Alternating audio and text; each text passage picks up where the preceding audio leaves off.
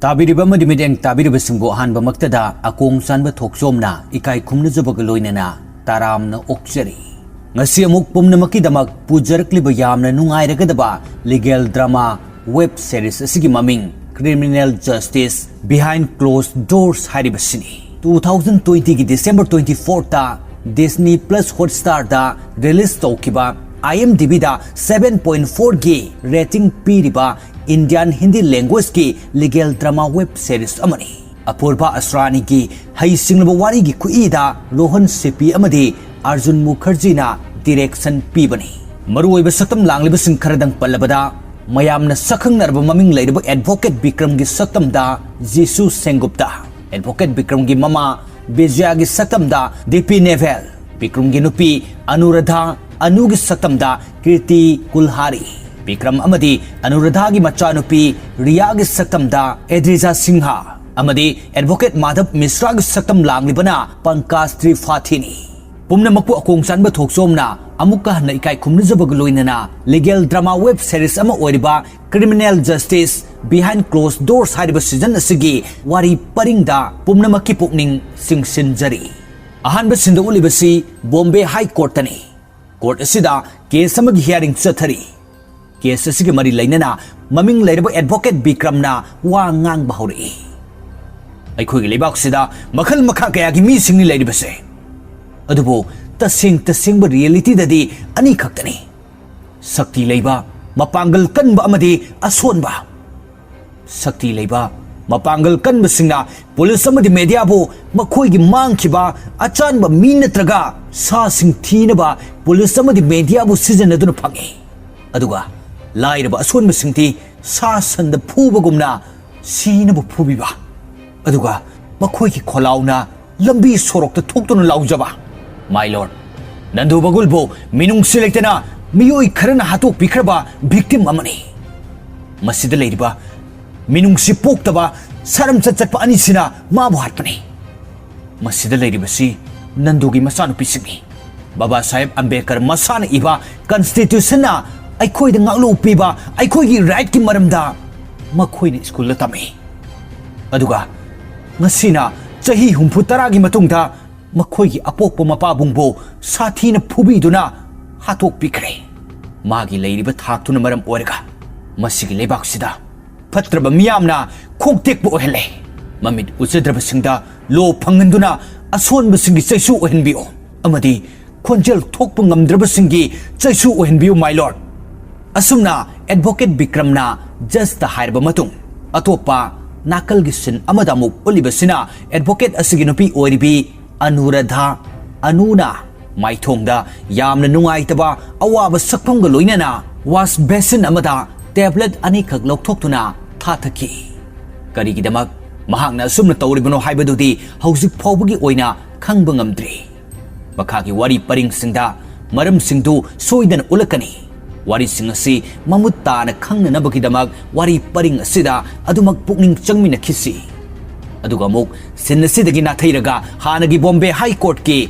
sinda amuk ulai. Numitsigi court ki hearing loiraduna thongnarei.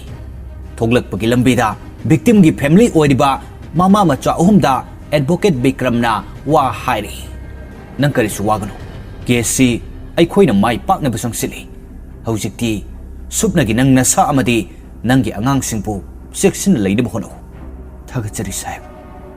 Asumna hairam laga courtagi thoglaktuna magi nupi de call tawi magi nupi anuna su magi nupa Bikram gi call lakpasi urabasu call receive tawdana gari thogduna thoglaki Bikram su makata na ngaihak leiraga call tawba lepte aduga anusu Bikram gi call receive tawdaba makai ipa pakatna karigumba hiram amada wakhal tawduna gari thogduna adumak chali Asumna lakpana Dr. Mox ko bamiyoi amaga mafam amada ipa pakatna nungaitaba sakpam amaga loinana unaduna lairi.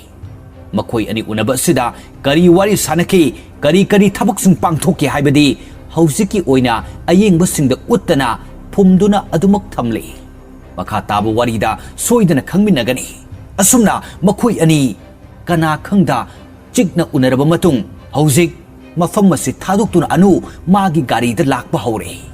ꯑꯗꯨꯕꯨ ꯍꯧꯖꯤꯛꯁꯨ ꯑꯅꯨꯒꯤ ꯏꯄꯥ ꯄꯥꯈꯠꯄ ꯑꯋꯥꯕ ꯁꯛꯐꯝꯗꯨꯗꯤ ꯑꯗꯨꯃꯛ ꯂꯣꯏꯅꯔꯤ ꯑꯍꯣꯡꯕ ꯑꯃꯠꯇ ꯂꯩꯇ꯭ꯔꯤ ꯕꯤꯀ꯭ꯔꯝꯁꯨ ꯀꯣꯔꯠꯇꯒꯤ ꯍꯜꯂꯛꯂꯕ ꯃꯇꯨꯡ ꯁ꯭ꯋꯤꯃꯤꯡ ꯄꯨꯜꯗ ꯉꯥꯏꯍꯥꯛ ꯏꯔꯣꯏꯔꯕ ꯃꯇꯨꯡ ꯃꯥꯒꯤ ꯅꯨꯄꯤ ꯑꯅꯨꯅ ꯂꯤꯂꯤ ꯄꯥꯝꯖꯩ ꯍꯥꯏꯗꯨꯅ ꯂꯩ ꯆꯕꯨꯟ ꯑꯃ ꯂꯩꯗꯨꯅ ꯒꯥꯔꯤ ꯊꯧꯗꯨꯅ ꯌꯨꯝ ꯇꯝꯅ ꯂꯝꯕꯤꯗ ꯍꯜꯂꯛꯂꯤ ꯕꯤꯀ꯭ꯔꯝꯅ ꯍꯜꯂꯛꯄꯒꯤ ꯂꯝꯕꯤꯗ ꯑꯅꯨꯅ ꯀꯣꯜ ꯕꯦꯛ ꯇꯧꯔꯛꯇꯨꯅ ꯋꯥꯔꯤ ꯁꯥꯅꯩ ꯑꯅꯨꯅ ꯁꯦꯝꯖꯤꯟ ꯁꯥꯖꯤꯟꯗꯨꯅ ꯍꯥꯏꯔꯛꯏ ꯑꯩ ꯅꯪꯒꯤ ꯀꯣꯜ ꯂꯥꯛꯄ ꯈꯪꯍꯧꯗ꯭ꯔꯦ ꯕꯤꯀ꯭ꯔꯝ ꯅꯪꯒꯤ ꯃꯤꯁ ꯀꯣꯜꯁꯦ ꯑꯩ ꯍꯧꯖꯤꯛꯇ ꯊꯦꯡꯅꯩ ꯑꯣ ꯅꯪ ꯀꯩꯁꯨ ꯇꯧꯗꯕ ꯅꯠꯇ꯭ꯔꯥ ꯀꯩꯁꯨ ꯇꯧꯗꯦ ꯑꯩ ꯒꯥꯔꯤ ꯊꯧꯔꯤꯉꯩꯗ ꯐꯣꯟꯗꯨ ꯁꯥꯏꯂꯦꯟꯗ ꯂꯩꯔꯝꯂꯦ ꯅꯪ ꯀꯥꯏꯗ ꯂꯩꯔꯤꯅꯣ ꯑꯩ ꯁꯨꯄꯔ ꯃꯥꯔꯀꯦꯠꯇ ꯂꯩ ꯑꯦ 이번에 ปุ่ꯟꯅ ꯆꯠꯂꯨꯔꯗꯥꯏꯅꯦ ꯅꯨꯃꯤꯗꯥꯡꯒꯤ ꯊꯣꯡꯅꯅꯕ ꯑꯋꯥꯠ ꯑꯄꯥ ꯈꯔ ꯂꯩꯔꯝꯂꯕ ꯑꯗꯨꯗꯤ ꯅꯪ ꯑꯩꯉꯣꯟꯗ ꯍꯥꯏꯔꯝꯒꯗꯕꯅꯤ anyway ꯒꯥꯔꯤꯗꯣ ꯐꯖꯅ ꯊꯧꯔꯒ ꯍꯜꯂꯣ ꯑꯩꯁꯨ ꯄꯨꯡ 8:30 ꯑꯗꯨꯋꯥꯏꯗ ꯌꯨꯝ ꯌꯧꯔꯛꯀꯅꯤ ꯇ꯭ꯔꯥꯐꯤꯛ ꯖꯥꯝ ꯌꯥꯝ ꯑꯣꯏ ꯍꯣꯏ ꯐꯔꯦ ꯑꯗꯨꯗꯤ ꯑꯁꯨꯝꯅ ꯉꯥꯏꯍꯥꯛ ꯐꯣꯟꯗ ꯋꯥꯔꯤ ꯁꯥꯔꯕ ꯃꯇꯨꯡ ꯑꯅꯨꯁꯨ ꯁꯨꯄꯔ ꯃꯥꯔꯀꯦꯠꯇꯒꯤ ꯌꯨꯝ ꯌꯧꯔꯛꯂꯦ ꯃꯤꯡꯁꯦꯜ ꯃꯃꯥꯡꯗ ꯉꯥꯏꯍꯥꯛ ꯂꯦꯞꯄꯗ ꯃꯥꯒꯤ ꯈꯨꯗꯥꯡꯗ ꯒꯥꯔꯤ ꯌꯧꯔꯝꯗꯕꯗꯨꯗ ꯏꯄꯥ ꯄꯥꯈꯠꯅ ꯐꯣꯟ ꯑꯗꯨ ꯂꯧꯊꯣꯛꯇꯨꯅ ꯀꯅꯥꯒꯨꯝꯕ ꯑꯃꯗ ꯀꯣꯜ ꯇꯧꯏ ꯑꯗꯨꯒ ꯍꯥꯏ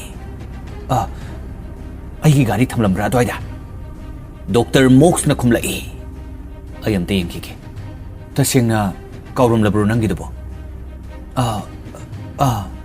ꯍꯣꯏ ꯑꯁ ꯑꯩ ꯐꯖꯅ ꯈꯪꯗ꯭ꯔꯦ ꯑꯅꯨ ꯁꯤꯗꯗꯤ ꯂꯩꯇꯦ ꯑꯣ ꯒꯣꯠ ꯑꯩ ꯀꯗꯥꯏꯗ ꯊꯝꯂꯝꯂꯖꯥꯠꯅꯣ ꯑꯅꯨ ꯁꯣꯔꯗꯨ ꯁꯥꯡꯅ ꯅꯤꯡꯊꯤꯖꯅ ꯑꯃꯨꯛꯇ ꯍꯣꯜꯂꯣ ꯅꯪꯒꯤ ꯒꯥꯔꯤꯗꯣ ꯐꯪꯒꯅꯤ ꯑꯁꯨꯝꯅ ꯍꯥꯏꯅꯔꯒ ꯐꯣꯟ ꯊꯝꯈ꯭ꯔꯕ ꯃꯇꯨꯡ ꯑꯅꯨ ꯃꯥꯒꯤ ꯕꯦꯛ ꯍꯥꯡꯗꯣꯛꯇꯨꯅ ꯌꯦꯡꯕꯗ ꯃꯥꯒꯤ ꯒꯥꯔꯤꯗꯨ ꯌꯥꯎꯔꯝꯃꯤ ꯃꯁꯤꯗꯒꯤ ꯃꯍꯥꯛ ꯁꯣꯔ ꯈꯖꯤꯛꯇꯪ ꯆꯥꯅꯤꯡ ꯇꯥꯅ ꯍꯣꯜꯂꯤ ꯑꯗꯨꯕꯨ ꯍꯧꯖꯤꯛ ꯐꯥꯎꯕꯒꯤ ꯑꯣꯏꯅꯗꯤ ꯃꯍꯥꯛꯀ ꯗꯣꯛꯇꯔ ꯃꯣꯛꯁꯀ ꯀꯔꯤ ꯃꯔꯤ ꯂꯩꯅꯔꯤꯕꯅꯣ ꯍꯥꯏꯕꯗꯨꯗꯤ ꯎꯠꯇ꯭ꯔꯤ ꯑꯗꯨꯒ ꯀꯔꯤꯒꯤꯗꯃꯛꯇ ꯃꯍꯥꯛꯅ ꯏꯄꯥ ꯄꯥꯈꯠꯂꯤꯕ ꯃꯥꯏꯊꯣꯡꯗ ꯅꯨꯡꯉꯥꯏꯇꯕ ꯁꯛꯐꯝ ꯎꯠꯇꯨꯅ ꯃꯥꯒꯤ ꯃꯄꯨꯔꯣꯏꯕꯗ ꯀꯔꯤꯒꯨꯝꯕ ꯃꯤꯅꯝꯕꯒꯤ ꯃꯇꯧ ꯎꯠꯂꯤꯕꯁꯤꯅ ꯀꯔꯤꯒꯤ ꯃꯔꯝꯁꯤꯡꯁꯤ ꯈꯪꯃꯤꯟꯅꯅꯕ ꯋꯥꯔꯤ ꯄꯔꯤꯡꯁꯤꯗ ꯑꯗꯨꯃꯛ ꯄꯨꯛꯅꯤꯡ ꯆꯪꯃꯤꯟꯅꯈꯤꯁꯤ ꯑꯁꯨꯝꯅ ꯉꯥꯏꯍꯥꯛꯀꯤ ꯃꯇꯨꯡ ꯕꯤꯀ꯭ꯔꯝꯁꯨ ꯌꯨꯝ ꯌꯧꯔꯛꯂꯦ ꯉꯁꯤꯒꯤ ꯑꯅꯨꯒꯤ ꯃꯇꯧꯁꯤꯗ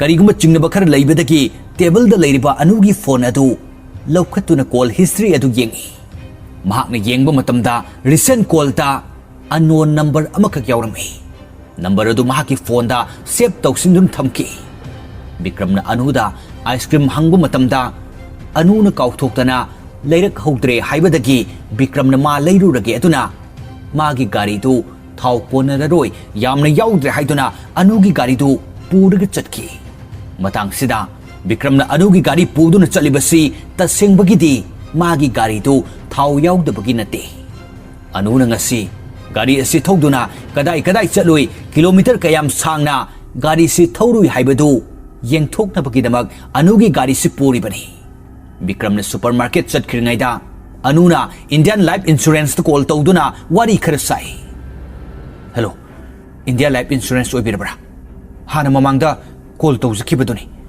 ꯑꯩ ꯑꯅꯨꯔꯥꯙꯥꯅꯤ ꯀꯔꯤꯒꯨꯝꯕ ꯈꯔꯗꯤ ꯐꯪꯂꯕ꯭ꯔꯥ ꯈꯪꯕ ꯉꯝꯂꯕ꯭ꯔꯥ ꯌꯥꯔꯒꯗꯤ ꯈꯔ ꯊꯨꯕꯤꯌꯨ ꯑꯩꯅ ꯍꯥꯟꯅ ꯃꯥꯡꯖꯧꯅꯅ ꯑꯗꯣꯝꯗ ꯗꯤꯇꯦꯜꯁ ꯊꯥꯖꯈ꯭ꯔꯕꯅꯤ ꯑꯁꯨꯝꯅ ꯋꯥꯍꯩ ꯈꯔꯁꯤ ꯍꯥꯏꯔꯒ ꯀꯣꯜ ꯑꯗꯨ ꯊꯝꯈꯤ ꯀꯔꯤ ꯃꯔꯝꯒꯤꯗꯃꯛ ꯑꯅꯨꯅ ꯏꯟꯗꯤꯌꯥ ꯂꯥꯏꯐ ꯏꯟꯁꯨꯔꯦꯟꯁ ꯀꯝꯄꯅꯤꯗ ꯀꯣꯜ ꯇꯧꯔꯤꯕꯅꯣ ꯀꯔꯤ ꯀꯔꯝꯕ ꯋꯥꯔꯤ ꯂꯩꯅꯈꯤꯕꯅꯣ ꯅꯠꯇ꯭ꯔꯒꯅ ꯃꯥꯒꯤ ꯀꯔꯝꯕ ꯄ꯭ꯂꯥꯟ ꯑꯃꯒꯤꯗꯃꯛꯇꯅꯣ ꯍꯥꯏꯕꯗꯨꯗꯤ ꯍꯧꯖꯤꯛ ꯐꯥꯎꯕꯒꯤ ꯎꯠꯇ꯭ꯔꯤ ꯃꯈꯥ ꯇꯥꯕ ꯋꯥꯔꯤꯗ ꯁꯣꯏꯗꯅ ꯈꯪꯃꯤꯟꯅꯒꯅꯤ ꯑꯗꯨꯕꯨ ꯍꯧꯖꯤꯛꯁꯨ ꯑꯅꯨ ꯑꯌꯦꯡꯕ ꯑꯩꯈꯣꯏꯅ ꯈꯪꯗꯕ ꯋꯥꯈꯜ ꯑꯃꯗ ꯑꯗꯨꯃꯛ ꯎꯪꯗꯨꯅ ꯂꯩꯔꯤ ꯕꯤꯀ꯭ꯔꯝꯁꯨ ꯑꯥꯏꯁꯀ꯭ꯔꯤꯝ ꯂꯩꯔꯨꯔꯗꯨꯅ ꯒꯥꯔꯤ ꯑꯗꯨ ꯈꯥꯝꯃꯤ ꯗꯥꯏꯔꯤ ꯑꯃꯗ ꯀꯤꯂꯣꯃꯤꯇꯔ ꯃꯁꯤꯡ ꯑꯗꯨ ꯅꯤꯡꯊꯤꯅ ꯏꯁꯤꯜꯂꯤ ꯑꯅꯨꯅ ꯉꯁꯤ ꯒꯥꯔꯤ ꯑꯁꯤ ꯊꯧꯗꯨꯅ ꯆꯠꯂꯨꯔꯤꯕꯁꯤ ꯀꯤꯂꯣꯃꯤꯇꯔ 9ꯅꯤ ꯑꯗꯨꯒ ꯕꯤꯀ꯭ꯔꯝꯅ ꯁꯨꯄꯔ ꯃꯥꯔꯀꯦꯠ ꯐꯥꯎꯕ ꯆꯠꯂꯨꯕꯗ ꯂꯩꯔꯤꯕ ꯀꯤꯂꯣꯃꯤꯇꯔ ꯑꯁꯤꯅ ꯁꯨꯞꯅꯒꯤ ꯀꯤꯂꯣꯃꯤꯇꯔ 4 ꯈꯛꯇꯅꯤ ꯃꯔꯝ ꯑꯁꯤꯅ ꯑꯅꯨꯁꯨ ꯉꯁꯤ ꯁꯨꯄꯔ ꯃꯥꯔꯀꯦꯠꯇ ꯆꯠꯂꯨꯏ ꯍꯥꯏꯔꯕꯅꯤꯅ ꯑꯅꯨꯁꯨ ꯁꯨꯞꯅꯒꯤ ꯀꯤꯂꯣꯃꯤꯇꯔ 4 ꯈꯛ ꯑꯣꯏꯐꯝ ꯊꯣꯛꯄꯅꯤ ꯁꯨꯄꯔ ꯃꯥꯔꯀꯦꯠ ꯆꯠꯂꯨꯕꯁꯤ ꯅꯠꯇꯕ ꯀꯤꯂꯣꯃꯤꯇꯔ 4ꯒꯤ ꯑꯔꯥꯞꯄ ꯃꯐꯝ ꯑꯃꯗ ꯑꯅꯨ ꯆꯠꯂꯨꯔꯦ ꯃꯥ ꯈꯪꯗꯕ ꯊꯕꯛ ꯑꯃ ꯇꯧꯔꯦ ꯍꯥꯏꯕꯁꯤ ꯕꯤꯀ꯭ꯔꯝꯅ ꯈꯪꯕ ꯉꯝꯈꯤ ꯑꯁꯨꯝꯅ ꯆꯤꯡꯅꯕ ꯑꯃꯒ ꯂꯣꯏꯅꯅ ꯕꯤꯀ꯭ꯔꯝ ꯏꯃꯨꯡ ꯆꯪꯂꯛꯂꯦ aduga Bikram yu khar thaktuna chak chari chak chaba sida Dr. Mox ki machanupi su yauri mahak asi Riya ga tinabani namidangi chakden asi chaba loiraduna Dr. Mox ki machanupi si kep ama kauduna chatkrage hairakpada Bikram na ma thinbige haiduna thinnanaba sem sai anunadi Dr. Mox ki yumda chalhan ningtabagi matau utuna yu thaglurabanina gari thaubudu nungairaroi haiduna Dr. Mox ki machanupi bo Bikram na thindanaba anuna kanna honai adubo Bikram na karisu tawroi haiduna yum phawa thinbirami Dr. Mox tholtuna hairi yum phawa thinbirakpagi thagachari Bikram na amung hai kamdori Mox practice ti kamdong sathari adum nungairi adu nangdi meroli murder case ki matang da yam kana case thengnari hani tai chumiko matau karamna paudu nangna kadai yagi taripno news tagi tabani masidi news channel amata da khangantri nangi du soidraba aina news to ukibani aina khanbada aikhoi gi client singsi chap manaba male aina nangond call try tobani adubo phangba ngamdi nangi number do change tawkrabra hoi aige atopa number ma pare oh number do mta haibiro Mox na number hairakpadagi Bikram na magi phone lokthokuna namlaga call tawsinduna yengbada mahak na hana mamangda save tawkiba anugi phone dagi lokthokiba number do oiduna lairami masidagi Bikram angakpa ma oiraduna magi chingnabadu hengalakhi asumna Bikram sumafam se thaduk laga yum yaurak aduna gari khami gari sin chatuba kilometer masing si yengba matamda Mox ki yumda chatluraga halakbu fawada changliba kilometer masing si marini aduga mana supermarket chatlubaduga punsilagana punna kilometer nipani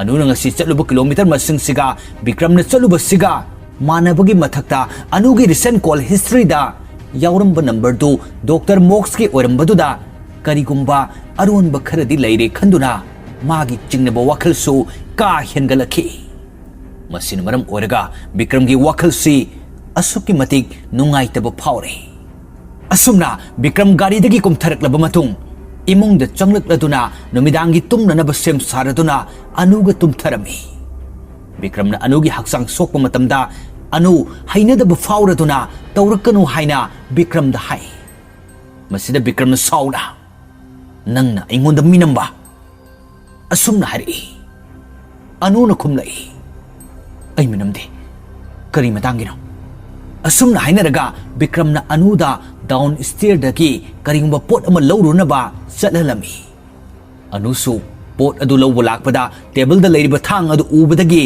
mahaki wakhalda Bikram bo hatnanabagi wakhal ama pokpa horki leiriba thang singsigi manungda khwaidagi chawba thang ama paikhatuna makhogi tumpham kada amuk anu tapna changlai Bikram na manakta changlaknaba kausilakpadagi anu mahakna pairakliba thang adu mon makhada thamlaga Bikram bo nungsiba saduna ngaihak nungsina leiminarba matung tanja silauduna mon makhada thamliba thang adu lokthokduna anuna Bikram bo mabukta thinjale marakthana mayamda channel amakhaktang ningsingjaramge Neikhaibi team hariba channel si mayamna khonjal oina tabiriba Akongchanba Thokchom ai samaki ichal nupigi channel ni entertainment based to hariba channel asida mayambu ngaihak awa pothanaba nokhanaba video kya semduna thagatchabani maramaduna ai ichal nupigi Neikhaibi team hariba channel asigi video sing asibusu miteng tabiraga subscribe toksinbiu channel asigi link title amadi description da hapcharamge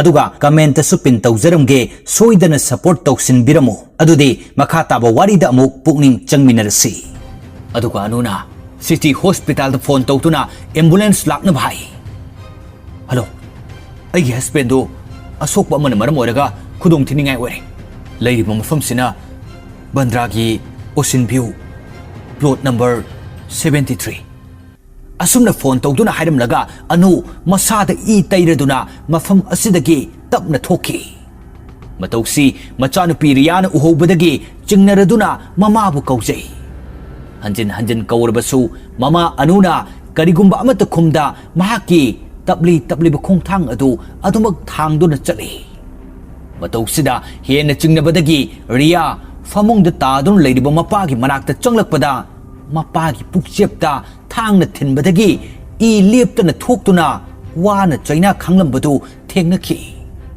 masidagi ipa pakhat aduna Riana Bikramgi mama aduga Riyagina mabuk Bijayada call tawdun hai Ibo babagi pukta thangna thile kaino Riya nang harido Ibo hauji iyam thoe ha anudi kadai chakhrage Riya aina hangise phasana amta khumo kari tawna khibi yawe hayo Riya aina hangise khumo tanjasida phone thangthaduna Riya na mapagi mabukta thiliba thang adu satui aduga phone adu nakongda amuk thangkali mabokna pakhatna adu mak hangle Riya nang aina hairibase tabra babagi masada nang karimta sokloino ibo aina thangdu satokre ha oh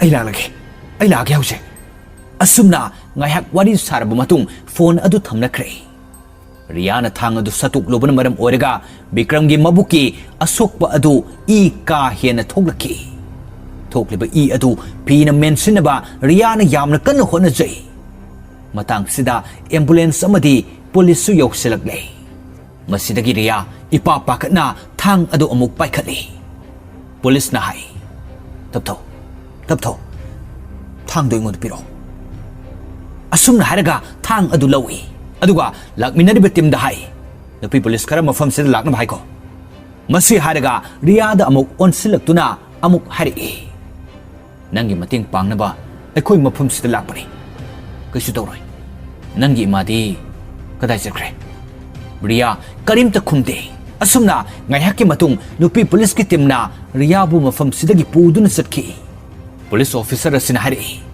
Namdev sir angang dugi mama du thinaba tim mama thakho thorang leisure sir ma yam lakna salangbani thajade sir aduga child welfare commission ki timsu yam thuna lakna bhai ko aduga angang si medical check up tawro fagani sir asumna Bikram su ambulance ta haptuna hospital ta pukhi mahang hospital salamdaida mok saibo wahi ama yamna wan hairamki aduga atopa nakal amadana Bikramgi machanupi Riya mafam amada puduna laklaga thamlami aduga nupi amana Riya da hari Riya ai prajuktani child welfare commission dagini aina mafam sida lakise nangonda khudong kiba nangdanaba nang kaisu tawdanabani karigumba nangi apamba haidi nangna karingba wa ama hangba natraga hainingba leiragadi aingonda hairo ai mafam sida nangi damakta leirisini Riyana piroina na hanglei aiki babadi kamdori nangi babado hojik hospital la leiri doctor singha mukhogi angamba thakta honaba yaba sing honare atopa nakal gi sin ama amuk ulai sinasida Namdevana phone tawduna khangan badagi sub inspector Hars amadi assistant sub inspector Gauri police station da thunglari aduga makhoi anisi yum panminaduna leiriba matai manau amani Namdevana hari sir nupi masadu salen sar ki room da leiri aduga mama dudi aikoi na hujisu thiri SI Hars na hari o atai police station singdadi pau pikraba hoi pijakhre sir SI Hars na Gauri da hari Gauri aikoi angang du amuktong unabna fagadra hoi fagani sir asumna hairaduna angang adu unaba chatke tawbada Namdevana amuk hari sir Prajakta Josisu hausin nupi masaduga leminari oh kanana mongonda pau piriba ai nupi bani sir karigi mongonda pau pirino sir masi protocol ni sir nupi masadu minor oibanina child welfare commission dagi kana gumba ma present oiba sumdabra sir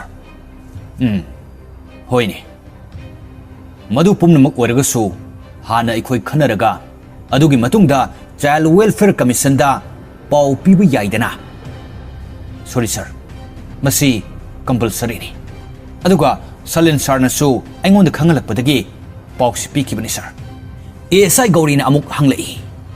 Bikram gi hakchang gi phibam de hauji kam dori. Madi hauji city hospital laikanari. Salen sir su mafam du da leiri.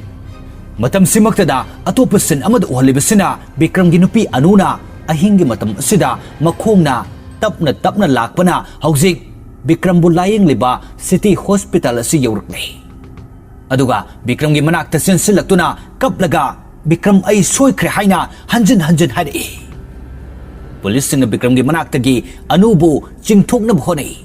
Adubo haujik su anu gi chinbal ta gi Bikram ai soikre haibo waisi tattana adumak hairi. Aduga hana gi police station gi sin aduda amuk ulai. Sin sida ASI Gauri na Ria gi manak ta changlaktun hari. Ria ai ASI Gauri ni.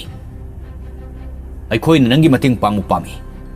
Nangi yumda lairisi punna kana no. Riana mikup khara tumina lairuraga khumlai. Ima, Baba, aduga ai.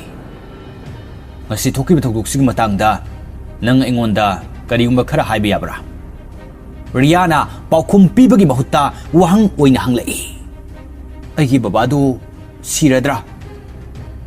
Nangi babado ma hausi hospital lady. Doctor sing mabu operation tori. Ria. Ngasigi nangi ima babaga khana kibulebra. Matang sida Child Welfare Commission ki lady banupi sina oina kumlai. Madam. Ma hausi wa phajana ngang mangambagi condition du oidri. Aikoi ani kaktang oina mapanda thoklaga wari sabu yagadra. Asumna haibadagi nupi masasi tahandana mapanda thoglakdaga wari sai. Child Welfare Commission dagi lakliba projekta na hari. Yengo. Angang haibasidi makogi wakil pukning si kamteng wasan ba. Aduga makogi pukning wakil si yam thuna kaigali. Nang namabo nampudi hekta wangang hanabu honaba sungam noi. Hausik phabagi oinadi mabu phapun batawdri. ASI Gauri na amuk hari. Ay mabu phapun bataw supamdi. Masigi damuktani. Ay na mangonda wahang hanglibado. Nupi masasigi makuta. Thang sori mapaidono layram batyangnay. Rule gi matung ina ay koy na mangonda wahang hang baibisi tangay fadi. Projekta na amuk hari. Madu fana wargasu mabu nangna angang amoy na loy na gadabani. Criminal amoy na khaloy dabani. Please. ASI Gauri na ay magi siliba pirol sing si evidence ki damang tapami. Okay. Adu waragadi Child Welfare Commission home daki collection tawr ba yagani. Asumna ngayak wari sarba matung Gauri SI Hers ki room da changlai. SI Hers na hanglai. Angang dono karing makara haidorapra. Karim daharakti. Wari sanari ngay mingkup sida Bandra Police Station asimaktada hospital dagi anubo phadun poraki. Room da pusilak to na famalaga Gauri na anu da hari. Sing takira. Anu na karim ta kumlakta badagi Gauri room dagi thoglak laga SI Hers ki room da lairingay da makogi officer Salen changlip to na hari. Ngang nupi masado na karing makara harikra. SI Hers na hugat to na kumlai. Sir, angang do wahang bagi tanjatu Child Welfare gi worker do na ay koy da pidre. Ado sir, Bikram ginupi anu na di karing makara harikra sir. Mana harik pa haibabo. Sorry haibasini. Gauri na amuk hanglai. Kanada. Bikram dara. Ay koy ng Bikram bo operation ginamak pusin ba matam duda. Man harik pa ni. SI Hers na amuk kumlai. Wah. Prime suspect. Magi statement record taon na ba ay amuk to siyam sarukige sir. Statement lobo do. Gauri suyaholo. Asumna Salen na haibadagi statement kidamak chatki. Officer Salen da call ama lakpadagi receipt tawi aduga kumi. Yes, forensic team mafam do thunglabra. Okay, ay lagi. Nakalamadana forensic team laktuna anugi dress change tawhanduna mathaw taba test khudimag pangthokli. Police station sige atopaka amadana SI Hers amadi ASI Gauri wari sanari. Hers na hari. Gauri forensic team lakpadudi nupi dudagi kari-kari pangbangami. Magi mong mataudo chingnaba lay. Masadasu iyam tairami. Adudi magi nupadugi iwoygani. Madudi forensic na confirm tawgani. Ado nupido na taydi karimta phongdoraktabra. Phongdokti. Nupido na magi macha nupi Riyaga unabu pamawi. Hanjin Riya hanglay. Asumna makoy ani ngaihak wari sanarba matung anubu thamliba ka aduda changlaklaga ASI Gaurina wa khara hangba hori. Hospital duda nangna nangi napuroibada I am sorry haribadu madu karigino. Noy anigi marakta karigum problem khara lainakibra. Anu karimata khumde amuka namhang hangchilai. Aina hangsukumo problem laibra haibane. Wahang sida Anuna problem laite haibagumna mangak adu hairi. Asumna amukso hangi. Adudi kari to buyauki. Wahang sige pakum pibagi mahud macha nupi wahang lai. Riya kadai lekre. Matang sida SI hars na amuk hari. Madam, adom si Bikram Chandra bu hat na bu khone bagi maralda pha dun thamlibani. Hausik subna tagi nangonda phone call khaktang allow tawgani. Nangi ukil da natraga nangi family da phone to buyagani. Gyan tare ko. Nangi ukil legadra. Ato person amada ulibasina Bikram gi yumda forensic team na kari kudam changdam sing laibagi haituna yamna kumna thijinduna sample sing collect tawri. Police officer Salensu mafam masida laireduna hars ka phone da wari sanari. Commissioner su call tawre. Home Minister maundu call tawre hari. Angang du thadokro sini. Ado sir, mamadu gi chapchaba khangdri ngai thadok bhaibasi anugi mari mata natraga magi ukildi hausi phabugi laktribra. Laktri sir. Angang du thadokro. Child Welfare Commission da sinakro. Asumna haraga call adu thamki. Gauri na hanglai. Kari hairagni no. Angang du Child Welfare Commission da thaki batare. Adu angang du thadok ki bataragadi Anuna magi maraldu yajarui dawribani. Adubu maso husukti wa amata ngangdre. Magi ukil laklakanda phongdorakpasu yai. Nate. Masidi aikhoina magi ukil du laktringaida tawgadab thabakni. Ado nupisina magi statement piu yaraktragadi kamdawba. Adu oiragadi aingonda thadoro. Asumna wari sanarba matung SI Hars na haibagi matung ina makhoi police personnel lupi amana Child Welfare Commission gi projecta da hai. Madam chatpagi permission du pire. Aduna madam angang si puraga chatkiba yarani. Asumna harakpadagi projecta na angang asida amuk hai. Jase Child Welfare Commission home da hana chalase. Aduga makhata na nang kadai da leikadagi haibado lepkadabani. Masi haraga thoke tawbada nupi asina amuk hari. Mapanda media gi musing haidon raire. Aduna Maningomdo in Sasi. Asumna haraga anuna lairiba room adu fauraga tholakpada Riyaga anuga thenarami. Thongnawdagi anuna Riyagi makut paidun yali adubu makhoi ani una handanaba puthoki. Aduga SI Hars na hari. Riya thogdoksil singnariba miyoi ani una hanba yadi. Kari singnaba. Sir, Riya na karigumba mata tokide. Masita singmani sir. Okay. Adu oiragadi nangna aikhoida asengba achumba do haidoktriba karigino. Hayo. Asengba achumba pumnamakto. Sir. Riya thogdoksida karimta tawba leite. Adudi asengba do hayo. Nangna karigumba nasana nasagi naraldu yajaba taragadi aikhoina nangi mating pangba yagani. Masi haraga che ama piduna amu hai. Ano Masida haribasi nangi ukil yaudana nang nasana nasagi statement tu pigani haibi yajare haibi cheni nasana voluntary oina sida sign tawsilo aduga Riyagi mateng pango asumna haibadagi sign tawraduna recording ga loinana statement lo bahawi SI Gauri na hangnai ano ai khoidayo kari tawkibano anuna Wari singdu matang liba hori. Ay na sakumdagi thang suri ama lauraga amuk hana ay room dahalat mani. Ay ngay hakti thong manakta leptuna lei Bikramna magi manakta changlaknaba haibadagi aina changsilaga thang sori du mon makhada lolaga thamki oh adudi nangna thang sori duna kari tobu pambadagi purakmano ngayak leiraga aina mabu thang du na thinmani asumna masana haidok jaragba matung salen gi rumda makhoi ahum punduna wari sanai SI Harsna hari sir masana sumaral siya jarabanina sir sem sarse officer Salena ngayak khalaba matungda hairi sumdoro noina mabu medical test tobu matamda mahaksi rape tawkhibara haibadu madu khangnaba test to sir kari rape haiba sir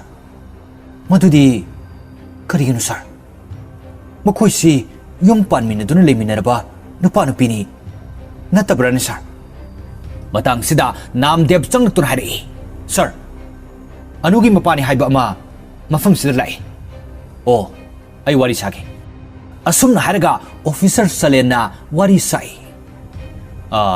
adongi mingdi kari ko bibage subot Burman ko sir ngasi hing Bikrambo thangna attack tawrambagi pau sidi tarba natra hoi thajare aduga adongi isanupisina thaudok sida yamna chawna chenaba prime suspect amani hoi aina mafam sida yorpa matamda madusu ai khangjare adongi isanupina su thaudok sida ma chene haibasi masana su yajare hayengsi court ma masana maral si yajare haibadu phongdok kadawribani aduna magi afabu ukilama nekpagi mathok tai ai ukil khangnaba amata su leite hojik numidang athengbasu oibanina kanamtagi mateng lowrubasu farak tarani asumna anugi mapaga wari sanaramlaga mapanda amuk thoglaktuna Salen amadi namdev wari sani namdev na hari sir Bikram hariba miyusi miyamna yamna ikai khumnariba ukilamani aduna kanamtana magi mayokta case thengnaba ngamlu sir Salena ngayak khalaga hari madhav ti kadai lekre asumna hek harakpaga Pankaj Tripathi haibadi film sida advocate Madhav ki yamna nanba entry sin ama ulai sinasida ulibasi advocate Madhav luhongbagi ahanba numini mahaki nupiga punna famduna leiri tanja sida officer Salengi call ama lai call adu Madhav na receive tawi haibiu sir hauji kadai lege aigi khunggang da lai aigi uncle amagi machanupiga ai luhongi case ama lai masinang pamra hayeng magistrate court ta chatkadabani adu aidi luhongbada ngairi masi thadok lamlaga kamtong lakani case si pambra pamdabra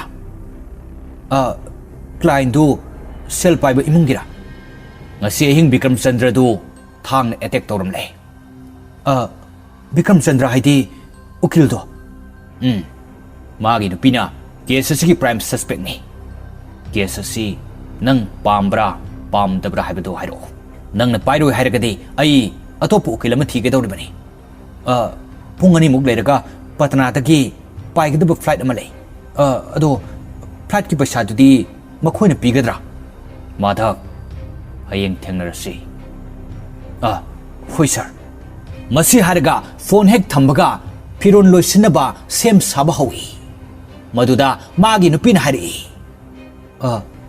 kadai chatoino Madhav na Mumbai chatoini haina khumlakpada magi nupidu yamna harauna makha tari ha kari haiba ekhoi Mumbai chatlani wa kaya da nuairaba Marine Drive ta koiba chatpa haibise aigi angang oiringai gi manglani aduga Amitabh Bachchan ga unaba ado ekhoi karam ganda chatoino ekhoi ni nati ai thandani chatkadoise aigi thabak khara leire ha kamdongna nangna tomda chatoino ngasi khakta luhongbada ngairi ekhoi gi luhongbagi ahanba ahing phawba enjoy tawdringaida ai yaudana nang chatpa yaroi angawba sidi luhongba haibase ahing amakhaki natene masidi ekhoi gi punsi chupagi leiminaga doribani ai amok halakani yaraba ai yam thun halakani thadose asumna hairam laga Madhav Mumbai gi damak yumdagi thoklak bahawi matang sida Madhav ki mamana tanaраklaga hari ichanopa nang luhong bada ngairi ne ahing amata sunang gi nupi sigile minako ima yare tose swai da lepase karigino nang nangi nupi ratanabu pudana chalibadi mabu pregnant oirba matamda yum sida bo halo ima mafam dur leiba matamda yam wagani aina chalibase yam lubu case ni mafam du da mana kari tawraga leidoino mafam du leiba matamda mangonda boring yam chugani matang sida Madhav ki nupina mama da hari ima Mumbai da leiba da bo kanana boring chudoino yare ma ai case mai pak number mangol piro aingonda emotional oiba matawdu ulakano asumna advocate Madhav na hairam laga makhud hairam duna mahak rikso tonglaga numidang simaktada Mumbai gi damak mahaki khungang thadok tuna lakba hawi TV news channel amada reporter amada wa ngangli miyamna sakhang naraba public prosecutor Bikram Chandrabu ngarang ahing thang na thilamle Mumbai police tagi phangbu pawgi matung ina Bikram gi nupi anu city hospital tagi ngarang ahing dumaktada phare hairi makata ba update ki damak channel asida adumak mideng ta aduna leibiramo hairiba TV ki pawsi Bikram gi mamana hospital tagi yengbani Bikram su hausik hospital simaktada laikan naribani mathangi nongan bagi sinda anu gi mapa Subodh Burman na anubu unabalai aduga hari anu ai kari tawgadabano ai gyan tadre karigumba problem leiragadi nang aingonda hairo ai Bikram da wari sagi aina ukil lama kaure nang na sana thodok sida naral yajakibado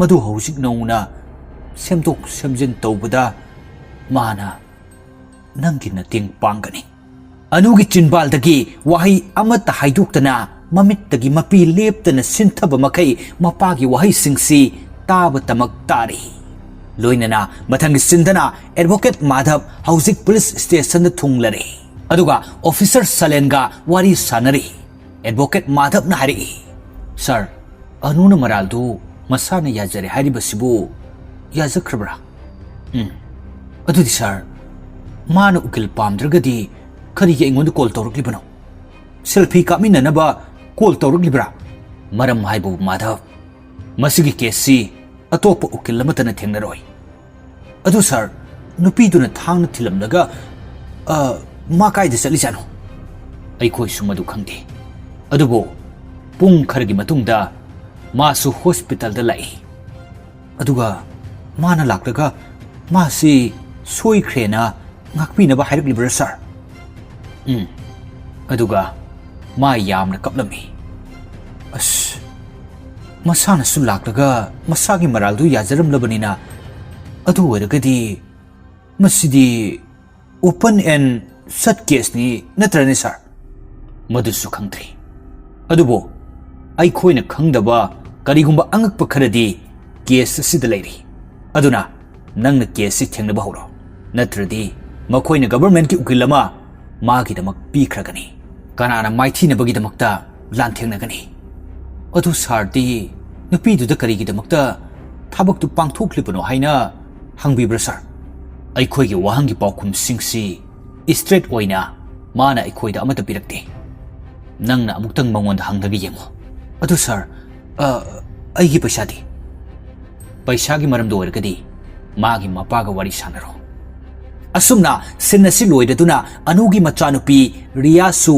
mabok Bijayana Child Welfare Commission home dagi puraga mayum da laki aduga police station gi senda amuk ulai advocate Madhav na anu do wa hai bhauri khurumjari ai samak Madhav Misrani adongi ukilni ai gi thabak sidi adomna hairak pasingduda yumpham oiraga chathaga dawribani aduna thokiba thodok singtu amata sithadana aingonda amukta haibiro masina nangonda puriba polam singdo khara yanghanga dawribani ngarang ahingsi kari toki anu kari mata khumde Madhav na amuk makha tai aina haidi nangna sagi mata madumlo adubo aikhoina thengna gadoriba thabaksi akaknaba matamdani makhoiga magistrate court ta hojik thengnagadoribani nangna ingonda karimata haidragadi kamdong nangi bail tu phangadoribano ising thakpu pambra ising khara thakira masidasu anu karimata khumdana adumak tumina lei madhab amuk makha tari nangi na sanu piyama lei chumiko matang sidadi anu wangang le ayriyaga unaba pami unaba yaroi makhoin unabagi ayabadu madu piroi hojik nang magistrate court ta mafamduda chatlaga thengnagadoribani mafamduda makhoina nangi mathakta charge mayam ama toksilakani karigumba nangna bail fangduba targadi makhoina nangbu judicial custody da thagadoribani ado ukil yaudana statement pibagi ayaba piribasti nangna sagi wakhanara masidasu hojik anu karimata khumdana adumak lei karimata khumlaktabadagi madhabna makha amukta sili oh phare adusu yare ado nangi nupa Bikram Chandraga karigumba problem kati leina kibra haidi aruba maram sing oragasu natragana maga phuna chaina kiba namcha nam thekna ba phajadaba wahi wata haina kiba hausiksu anu karimata khumde madhabna makha tai karigino nangna karimata khumdana tumina leiribadi nangi masigi condition sida ukil so amata yaudana nangi statement lowkrini ne okay pare adu stop ase nangna pikiba statement tu madu khaktane hekta chatnaba yaba nate magistrate court ki mamangda nangna naralya jadri phawudi nangna magistrate court ki mamangda haigadabasi nangna tawkhide haina khumkadabani ano nangna ingonda wa amata hairaktragadi aina karimata tawba ngamloi dawribani ano nang wangango nangari yaga unanaba aigi angamba thakto honaraga nangi mating pangani matang sida wari sabagi matam loire haituna police personnel amana changlaktuna anubu puthoki matang sida anugi manakta changsilaga mathapna lona karigumba wahai khara haiki anu magistrate court ki mamangda nang naral leite hairakadabani naral yasabu suya yade gyan tareko masigi matungda Bikram amadi anugi yungi helper unaduna case asiga mari lainana ASI Gaurina wahang sathari ngarang karamba matamdano nangna yumda thaduk chalise pung taruk adwaidani isena ingonda thabuk amata leitre yumda halo haibadagi ay yumda hanbani masi wa yamna nganganba misu oite aduna wari su kaya sanade ayamba matamda mama tomta legali masi ayamba matamda yumdagi thokpa matamdadi kadaida chatkali adumadi ai khangde adubu mana yumdagi karigumba thoklabasu yam tangna thoi yam ka hen su chatkande ayamba matamda masi yumda legali karigino adudi haidi mama tomta legali si masi wakhal wabagira natragana moi anigi marakta marai yetnaba ningai sangdanabaga leibra adumadi ai su khangde masigi matungda amok Bikram gi driver ga unaduna SI Harsna Bikram gi maramda hangi aduga driver asina kumlai Bikram sarna ibu club tagi yumda thinbiraklami ado ngarang si Bikram ga nanga kadai kadai chaloi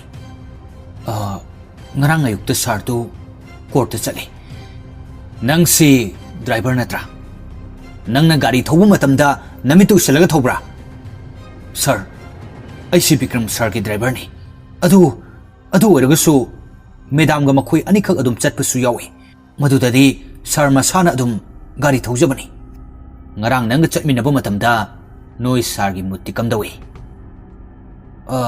sir si adum nungaina harauta yamna adum oi madam anugi lei phawba ngarang aingonda lehelibani asumna wari sanarba matung advocate Madhav ka anugi mapaga amuk wari sanabagi sin ulai Madhavna hangba horai adongi sanupisi anu matomta oidoira hoi ma matomtani ado masi yam sauganba yam sathiba nupi ma oibra नत्रगना मागी लुहोंगबदा problem गा लेनखिब्रा अइगा मागसी पाउ फौनदबा याम कुइरे मागा अरोइबो ओइना वारी सानगिबसी चही अहुमगी ममांगदनी अदो मागी लुहोंगबो मतमदुदा मंगोंदा नुंगाइतबा फाउबगी ममीदी उबा फंखिब्रा माना पुमनमक तौजखिबनी माना नुंगाइतबा फाउनबगी मरमसु अमत उबा फंखिदे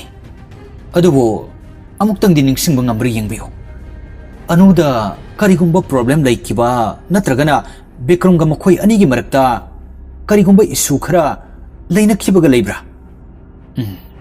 matamdu ngasidagina chahi ahummuki mamang oigani bikramna ingonda call tawraki aduga anugi masasi nungaitre aduna magi laying sathari hairaki करी लाइंग सथबा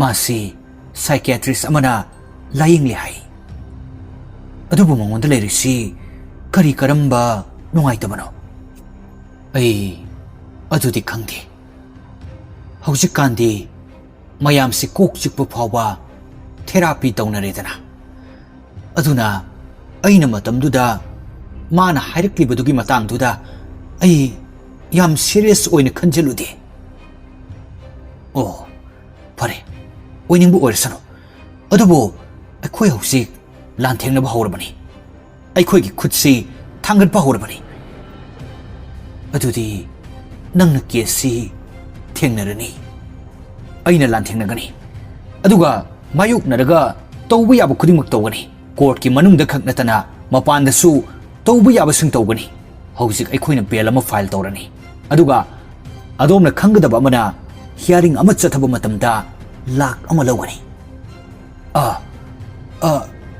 माधव जी अदुग याम पैसा तुदी अइदि कदाइदगी लौगनी बर्मन इंडस्ट्री की ओनर नबो अदुमाइन हाइबा नते नते आरबीपी केमिकल्स ने मधुदा अइना मैनेजर ओइबनी अदुबो रिटायर तौबसु चही अनिमुक फारे अदुबु माधव जी थोइना वाबिगनो अइगी अंगंब लेवलदा अइ होना जगे अदुबु हाइबिरिबे अमाउंट तुमक्ति अइंगोंद खरा ओइथोकपो वागनी असुमना पुलिस स्टेशन की ममांगदा वारी सानरिङैदा नामदेव थोकलकलगा माधवता हारि माधव अनुदु यूएनएन चैरिटेबल हॉस्पिटल पुनब तौरी मागी मेडिकल गिदमक अदुगु मफमदुदगी डायरेक्ट ओइना मैजिस्ट्रेट कोर्टा अदुम चटनी असुमना हारकपदगी माधव नामदेवगा स्टेशन मनुंगदा चंगमिनरखी सिन चेंज तौरदुना एसआई हर्ष अमदी एएसआई गौरी मखोय अनि केस सिगी मतंगदा वा खरा खनरी एसआई हर्ष ना हारि नुपीदुना मसाना मराल याजबदुदा मान हारक्लिसी मान बेडरूम फावु लाखिबदुदा मरकदुदा मान ngayak lepraga lei haibani natrane hoi mani maduna takpadi ma matam khara lowi haibani thokdok tu thoktingai gi mamangda ma gyan tana tapna wakhal khara dikhali karino mana matam duda khalang baduse gauri masi hana mangjongna plan tawdu thokdok amadi nate masi mangjongna khallaga हाथ नब होना बथोक अमनी गौरी ना अमु हरि करिगिनो नंगना अदुग यामना सावकलिदे गौरी थौदोक्सी सुबनगी चही 12 खक्ता ngairiba angang nupi macha amana magi mapagi mabukdagi thang sori satokdibani masidabo ina kamdongna sauroi doribano masigi matungda hausik anu medical gidamak hospital amadi magistrate chatnabagi damak police station dagi puthorkli थोगलकपगी लंबीदा माधवना तानरगा लाकना वा हाइरि Gauri madam मागी ममाइसिदी खुमजिनबियो असुमना गौरीदा हाइरब मतुंग अनुदा अमुक हाइरि अनु psychiatrist अमना treatment चथरि हाइरिसी करी treatment हो मदु अमुक्ता हाइरमो अनु वाफम अमत खुमलमदे मपानदा मसिंग यामलबु मीडियागी मिसिंगना वाहंग हंगनबा video coverage तौननबगिदमक ngainaduna leirami अदुबो वा अमत फोंदो खंदना लेरमलिबसिंदो नमखाइरगा गारीदा अनु काखलहनखि माधवना तानरक्लगा अनुदा तपना वाफम खरा हाइके अनु hospital चलबा मतुंगदा मोइने नंगबु magistrate अमुक पुगदौरिबने नंगना सागे नारालदो नंगना याजबा यादे सुबनगी नंगना हाइगदबसी नंगना करीमता तोखिदे हाइने हाइगदबनी नंग मसी काउबा यादे असुमना मेडिकल गिदमक हॉस्पिटल दा अनुबु पुलिस की टीम अमने पुरगा चटकी अदुगा नाकल अमदना हॉस्पिटल दा ऑफिसर सलेना विक्रम की हक्सांग की फिबम की मतंग दा डॉक्टर द वारी सारी डॉक्टर हौजिक फावबा मासे ज्ञान ताद्रिब्रा सॉरी सलेन हौजिक फावबगिदि मासे ज्ञान लाक्ट्री अनकॉन्शियस द लेडी अदु डॉक्टर मंगोद थिनख्रिबा जगह सिदी चपचाबा करंब एंगल द ओइदुनो लोअर राइट एब्डोमेन दने अदुगा मागी एंगल सिना मथक रोम द थिनगलकपने अदुनने मागसी फिबम खर थिन सोख्रिबसे सलेना पॉकेट की करिगुंबा अमा लौथोक्लगा अमुक हारि अदुगा डॉक्टर कइनोमतगा विक्रम की ईदगिदी मसिगी ट्रेसेसती करी फंगबा ngami फंगबा ngamdri मसी एंटी डिप्रेसेंट को डॉक्टर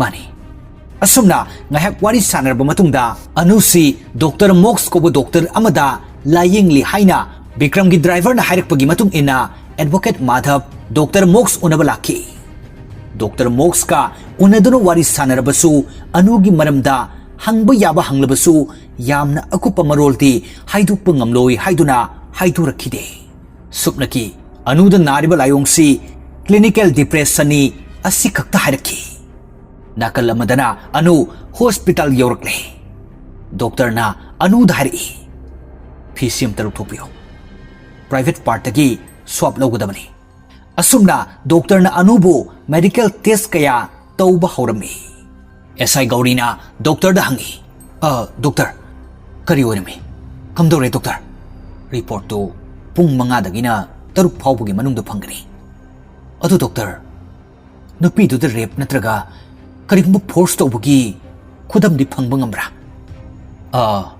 अदु मक्ति मानदे अदुबो हेना अकुपदुदी रिपोर्ट लाक्लबा मतुंगदा फजन खंगनी असुमना हॉस्पिटल दा अनुगी मेडिकल टेस्ट लोरबा मतुंगदा हौजिक मैजिस्ट्रेट कोर्ट ता पुथोकनबगिदमक अनु मैजिस्ट्रेट यौरकले कोर्ट पुथोकनमदाइदा का अमद फमलिबा अनुगी मनाक्ता चंगसिलगा एसआई हर्ष ना हाई नंगसी रियागा उनबा पांबा नत्रा अई पुमनमक खंगे नंगना वारिबदो अदुननी अइना हेना रिक्स लौरिसे नंग अमदी रियागिदमक नोई अनि काइनदना मतम पुंबदा लैनबगिदमकता नंगना हाना पीखिबा स्टेटमेंट तु मैजिस्ट्रेट की ममांगदा होंगदोरकनो करिगुंबा नंगना स्टेटमेंट तु अमुक होंगदोरकलगदी पुलिसना रियाबो अमुक हना थौतोकसिद चिंगनगदौरिबनी अदुगा माबो अखोइना वहंग मयाम अमा चथरकनी ज्ञान तारेको मसी हाइरमलगा एसआई हर्षु मपानदा थोखी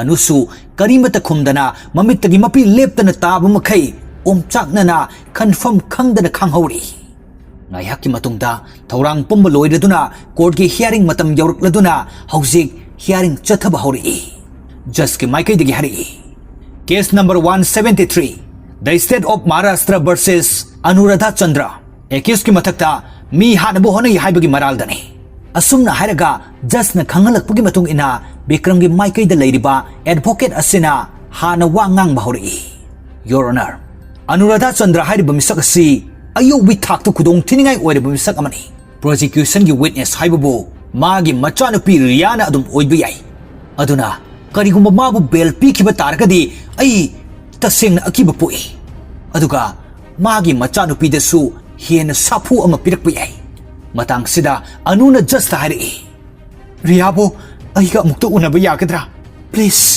अइगी इचानुपीगा उनबा पामी प्लीज अमुक्ता उनहनबियो जजना हाइरकपगी मतुंग इना माधवना अमुक वा nganglei योर ऑनर मालेमसिदा लैरिबा मचागा सेना खाइनरबा ममा खुदिंगमुक्ता फावरिबा रिएक्शन अदुगुमना अइगी क्लाइंट सुफावी अदुगा अइगी क्लाइंट थौदोक्सी पांगथोकनबो होनई हाइबगी विटनेस हौजिक फावबगिदी कनामतना प्रूफ तौद्री मतंगसिदा विक्रम की माइकैदा लैरिबा एडवोकेट असिना मरक थतुन हारि your honour defendant C hospital की इमरजेंसी वार्ड तगी arrest tawkrabani madhabna amu hari your honor madugi ahingdudi aigi client si magi mapuroi babu hospital da madugi phibam du ubu matamda thamoi sokpa tanjani aduga madugi thamoi sokpagi haifam tawphum khangdaba matangduda police na magi statement record tawkhibani mana wa fawba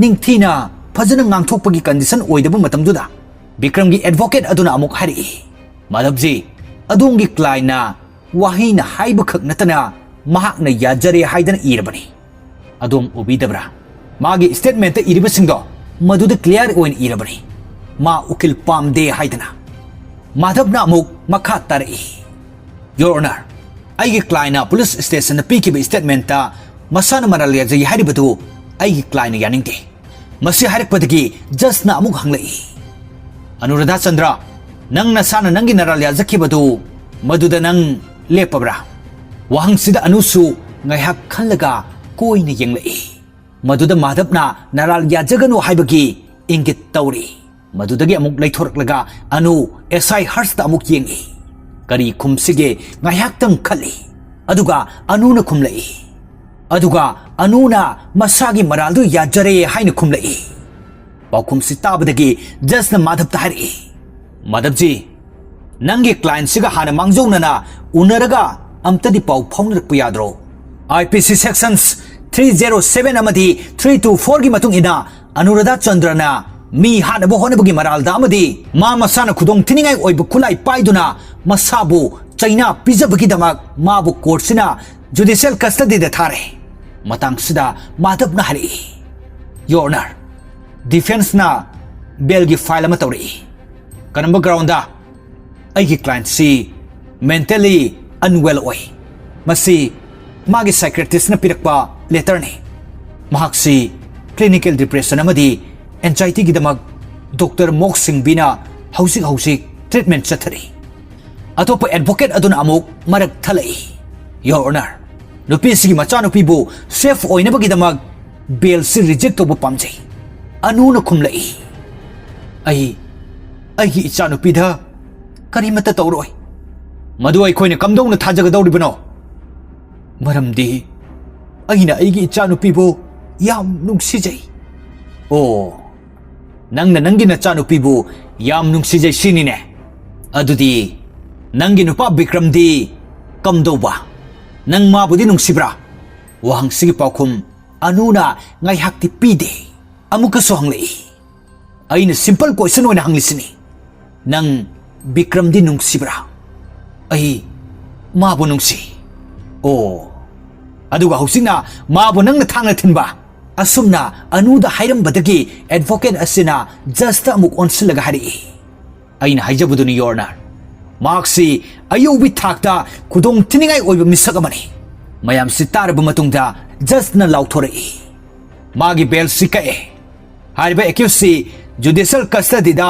60 days ki oina thare asumna numitsi court ki hearing si loisiladuna anubu maral gi matung ina judicial custody da thamnabagi damak purakhi atopa nakal amadana SI harsta forensic ki maikai dagi call ama lakhi call adu receive tawi hello kari haiba ha soitrabra okay pare report ki details to aigi email da tharo okay thank you asumna phone thamkraba matungda ASI Gauri na hanglai kaidawre harino anudu pregnant oire kaino harisibo asumna sentence tawraga jail gi security na anuda hari nang pregnant oire mise nang gidi laibag yam farabani natragadi general ward to oner leiramgadabani general ward tadi khung phawo tingthokpam leibanati asumna pregnant su oirba anu thawdok amana maram oirega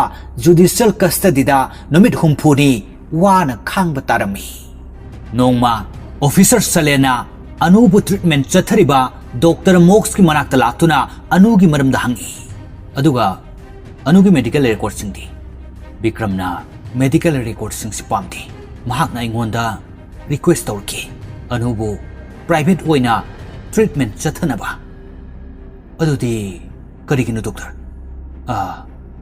maram haibabu anu amadi magi punsi mahingsi mayam da khanganing tabagi oiramba yai haina khali haidi masi mayam na sakhang na ba public figure am oibanina ado anu amadi Bikram si adom na mato karam na khanglakibano maru mapang singi maramdagi khangnarakibani aduga aigi chanupi ridhiga riyaga sutinabani anugi treatment sidi karamba matamdagi satharakibano chahi mari mukki mamangdagi treatment haurakibani anu si pregnant oire haibsidi adom khangbra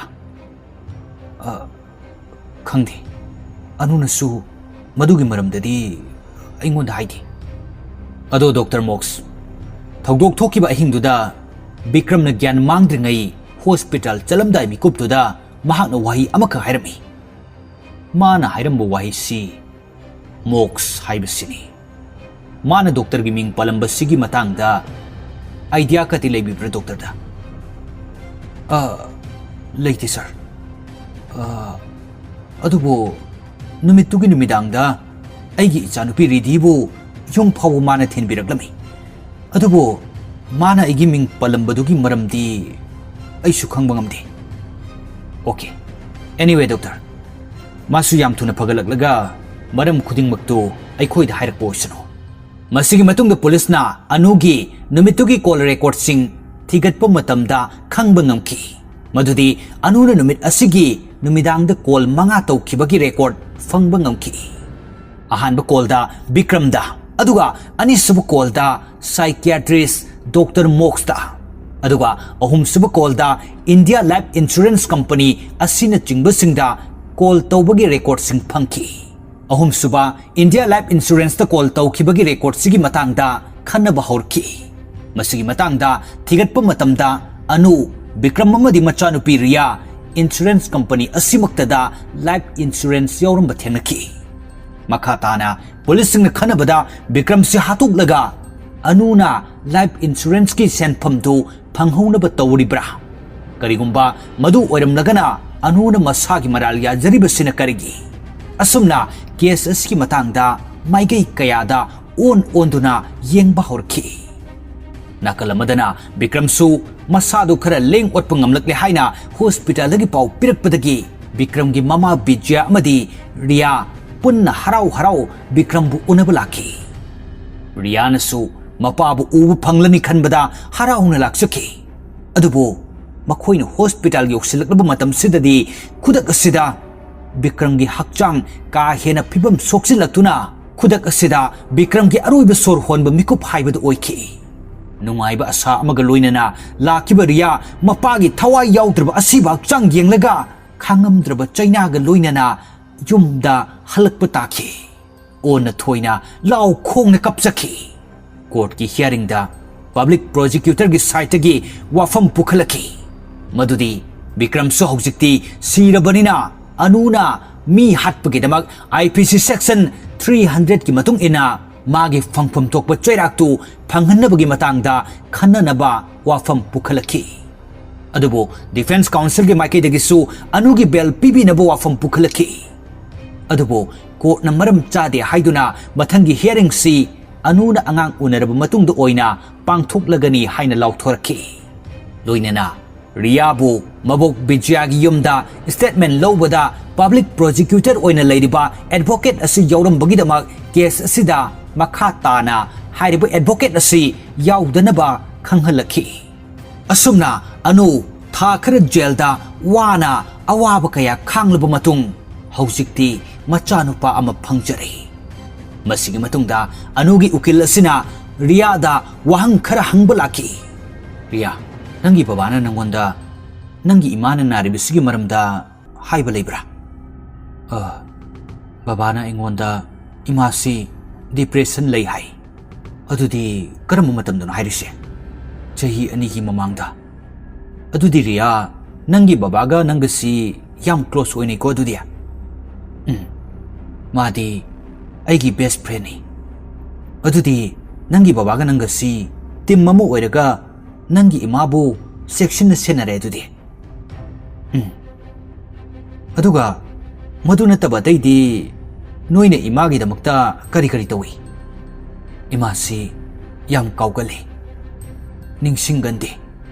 Aduna babaga aigana mabu tangai fadana senadaba yadi. Noina imagidamakta wajaba senajabasi imanadi khangbra? Khangde. Aduna takpadi nangi ima senai haibasi khangandana nangi babaga noi ani khaktang secret oina khangni haibaniko. Aigi ipana imagi maramda yam kupna yengsinaba aingonda itattatana hai. Haidi karamba maongdano? Haidi imana atopa miga wari sanaba imana yumdagi mapanda thokpa khudingma adudi karigino riya? Maramdi kanagumba miyoi ama depression leiragadi aikhoina mabu mateng pangbibasi darkar oi. Aduna imana tauba thabak khudingmak magi khongup magi phirol potchai kanaga phonda wari sanai khudingmaksi aina loina check tawi. Riya, masi khudingmaksi nangi babana nangonda tau haibra? Hai. Imagi anaba sinamaram oiraga khudingmaksi aikhoina checksina senabani. Asumna wari sanaraba matung mathangi senda police station da ulai. Aduga SI Harsna hari.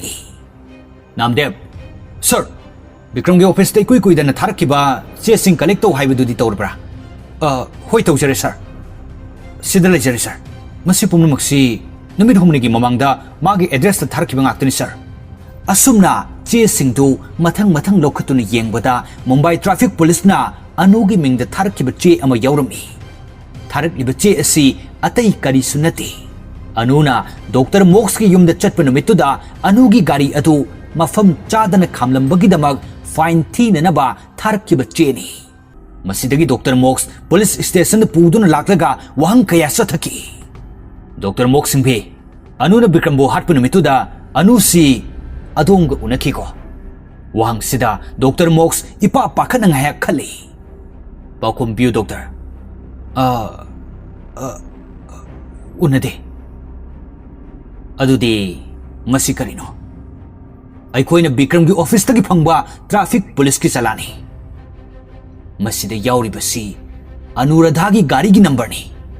Thongdok thokpa numit November gi tang kun mapan numit tu da Anuradhagi gari si nangi building gi mapanda leiba no parking area da park tawdun thamlamiko. Dr. Mox karimata khumde ipa pakhatna adumak lei. Aina amuka songnisine Anuradha si Dr. Mox ki yumda laklamdabra hayo. Laklamdabra laklami adubu yam kuina leiramde. Aduga karigi oidaba ngangnino? Sir, masi confidential oiba matter ni.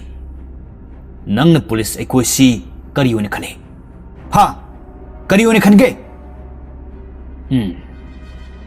Pare. Aina hauji khudak asidagi hanglakpa khudingmakki pakhum chumna nangna pigadabani. Karigumba nangna chumna khumdredana aina nangi punsidu loisila kango. Khummo adudi. Karigino numittuda anuna laklamise? Sir, masi confidential ni. Kari confidential haiba? Aina phajana hanglisidu khummo. Kari tawbuno mana laklamise? Sir, magi pregnancy gi maramda haiba laklambani. Kari? Adudi nang sumadugi maramda khanglamnaba? Oh, nangna magi pregnancy gi maramda khanglammisinadi mana Bikrambo hatka daure haibasisu nangna mangjongna khanglamlani ne. Sir, madugi maramdadi ai karimta khangdi sir. Karigino nangna police aikhoida miram lise? Noi anigi marakta kari aronba marino lainarise? Sir, karimta lainadi sir. Sumnaki patient amaga lainaba maridu khaktani. Masi nataba amata leite sir. Oh, masi पेसेनेबा नंगी नुंगसीबा मिसक्ति नतबा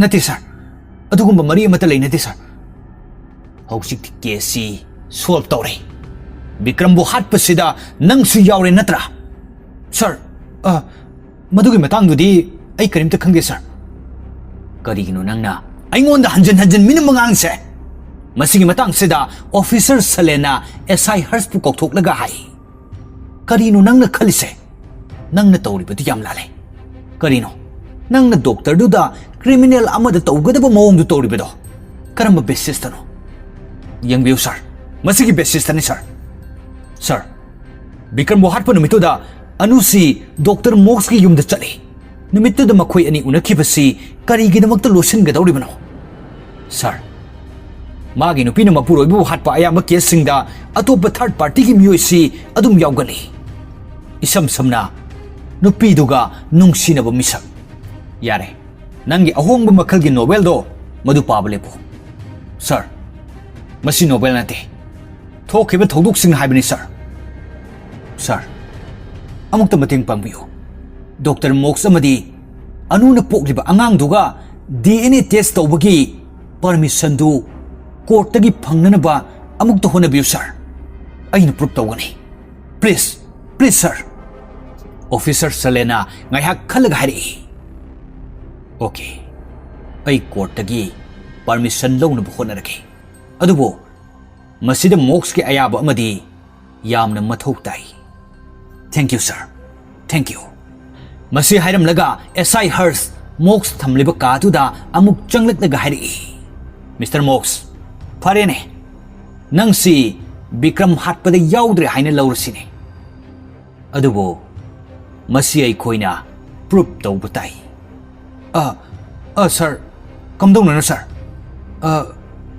आई मतेंग अमुक्ता पांगबियो sir सुपनगी DNA test अमखक्तंग तौगदबनी करी हाइबा DNA test DNA test अखोइना क्राइम सिंदुदगी अनआइडेंटिफाइड ओइबा डीएनए खरा फंगी अदुना अखोइना इचम चमना मसी नंगिरा नंगी नत्तबरा हाइबदु खक कंफर्म तौबो पामी सर अइबु थाजबियो अइ मफमदुदा चलुबा लेते सर ओके फरेने अदु ओइरगदी डीएनए टेस्ट तौबसिदा नंगी कंप्लेन अमता लेत्रेको अइखोइना नंगबो नंगी युमदगी हुई चिंगलगा पुरकपदौना हंजन हंजन पुरकपदसु अइ पामदे असुमना डॉक्टर मोक्स की डीएनए टेस्ट तौबा मतमदा डीएनए अदु मैचिंग ओइरंबना अनुगी नौना फंगलिबा मचा अदुगी मपासी डॉक्टर मोक्स नि हाइबसी कंफर्म तौकी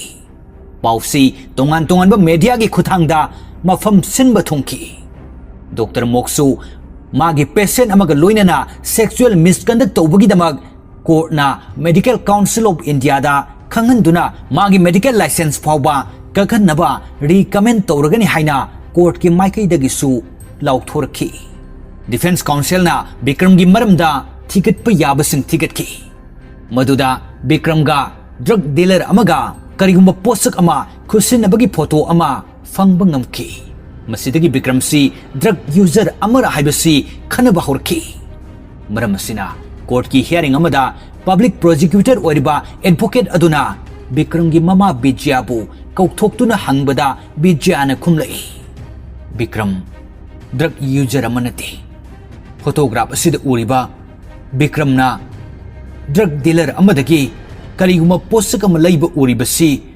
मसी ड्रग नते CBD ओलनी विक्रम की मनाउ नुपा ध्रुव की दमक हाइरिबा पोसक असि लैबनी महाक डाउन सिंड्रोम ना नाबनी अयाम्बा मतमदा मागी मसासी याम नुंगाइतना वाना खांगी अइखोइना डॉक्टर मयाम अमा तानरे हिदाक लांथक मयाम अमसु पिजबा याबा पिजरे अदुबो मागी मसादा कानबदी अमत फंगबा ngamde सुपनगी हाइरिबा ऑयल असिना मागी मसादा पोथाबा हाइबदु फंगी हाइरिबा ऑयल मखल असि इंडिया दा हौजिक फाउबगी ओइनदी हिदाक ओइना सिजिनबगी अयाबा लैत्रे Maram asina hairibo posak asi drug dealer dagi lairibani.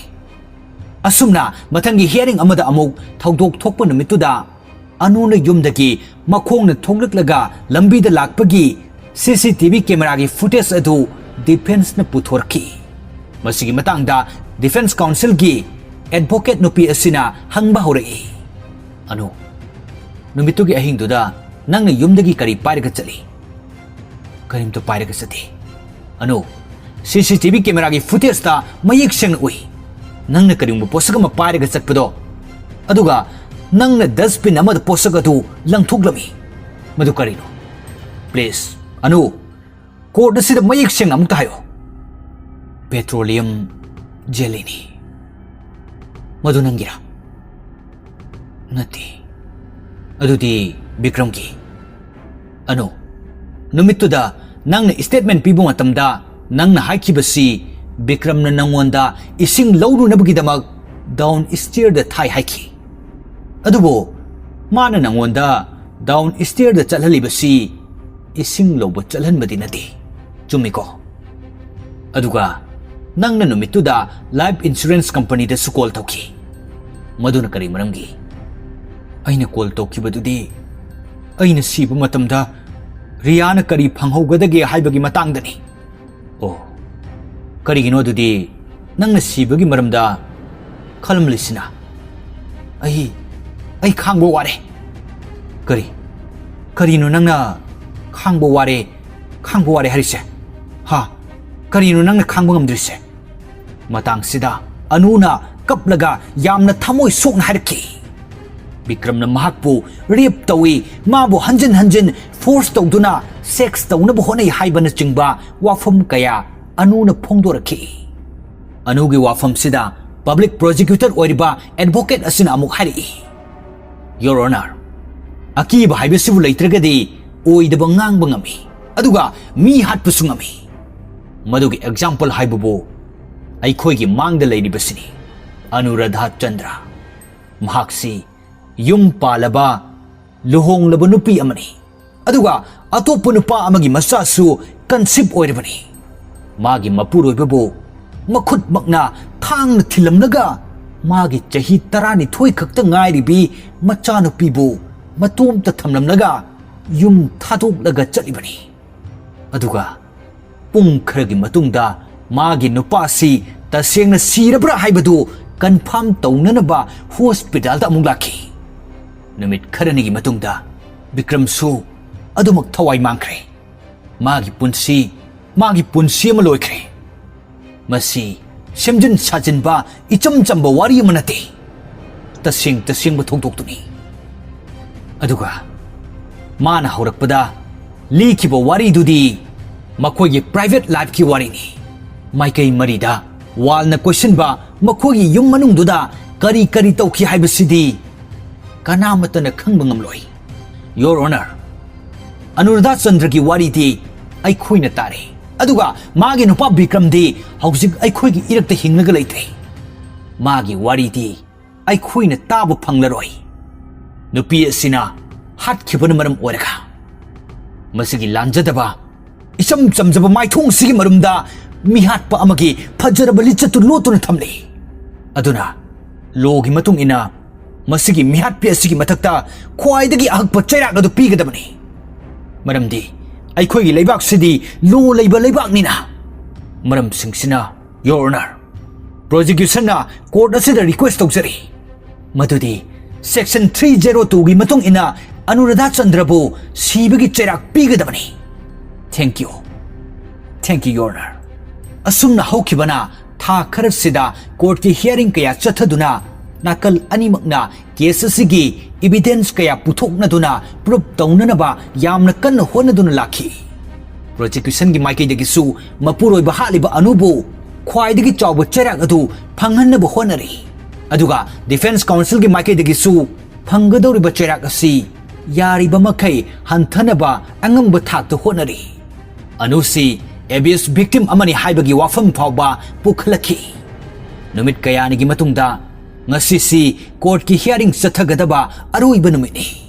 Case asigi hearing chathaduna lakiba amadi Anuradhana jail दा लेरखिबा मतमसी ngasiga thana numit chahumga tara suba numini nakal animaki tongan tongan wafam sing tarba matungda justin lauthori ayamba matamda abuse haibasi kanam tagi mitmang da tawde victim sing makoi masamak na fawba makoi da tawribasi karino haiba khangjadi masigumba aranba thong singsi Bikram Chandrana magi nupi Anuradha Chandra da chahi kaya sathaduna lagi Anuradhana matam kaya abuse ke awaba mayuk na dun lakibasi court asina khanare adubo court asina masi masulepe madudi Anuradha Chandrana pangthokiba thong adu self defense amanate Anuradha Chandrana pangthokiba action adun maram orega magi mapuroiba Bikram gi thawai mangkhre masin maram orega IPC section 304 gi matung ina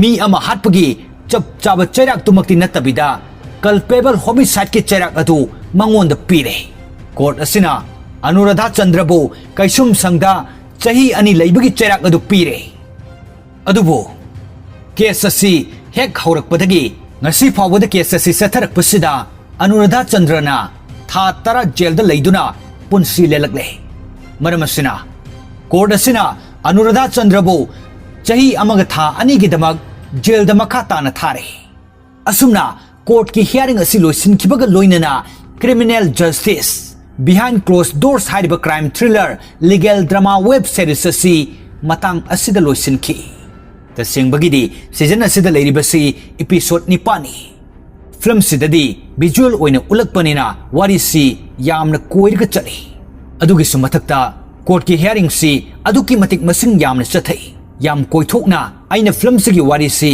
mayamda paudam jaragadi mayamna su khara taningba watkani khanjabadagi maru oiba court ki hearing gi tangkak adu khaktang lokhat jaraga atopa wari da koithoktana case sigi wari paring si khaktada mayambo puna bo hona jabani yamna tena paudam jabani mathangi nungairiba film amada amuk mayam punna channel asida amuk hana thengnaminasi wari paring asibu hawbadagi loiba fawba mapung phana tabiriba khudingmakpu Akongchanba Thokchomna amukka hana ikai khumna jaraga ngasigi oinadi matang asida tension jari mayamda channel ama khaktang ningsing jaramge Neikhaibi team hariba channel asi mayamna khonjal oina tabiriba Akongchanba Thokchom ai samaki ichal nupi gi channel ni entertainment based toba hariba channel asida mayambu ngaihak awa pothanaba nokhanaba video kaya semduna thagat chabani maramaduna ai ichal nupi gi Neikhaibi team hariba channel asigi video sing asibusu miteng tabiraga subscribe toksin biu channel asigi link